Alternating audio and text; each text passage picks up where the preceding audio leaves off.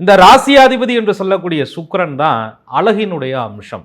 அந்த நிதானமான ஒரு அழகு துலாத்துக்கு எப்பயுமே ஒரு சொந்தக்கார அமைப்பு.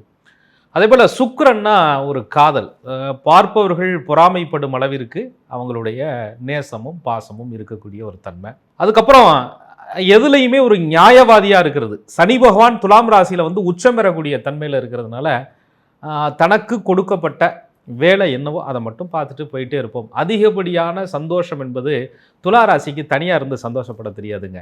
ஒரு தேட்டரில் போய் உட்காந்தா கூட நம்ம சிரிக்கும் போது பக்கத்தில் இருக்கிறவனும் சிரிக்கிறானான்னு பார்த்துக்கிட்டு சிரிச்சா துலாம் ராசி. ஒரு காட்சி நடக்குது அப்படின்னு சொன்னால் பாருங்க பாருங்கன்னு கூப்பிட்டு அந்த ஒரு குரூப்பாக சிரித்து குரூப்பாக மகிழ்ந்து அந்த ஒரு எல்லாருமே சந்தோஷமாக அந்த இடமே ஒரு கலகலப்பாக இருக்கணும், தனியாக போகக்கூடாது, 4 பேரோட இருக்கணும் அப்படின்ற ஒரு குணம் என்பது துலாத்தினுடைய ஒரு அற்புதமான குணம்.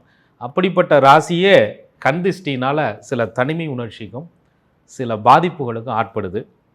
அதை பற்றி தான் நம்ம பேசலாம் அப்படிங்கிறது நோக்கம்.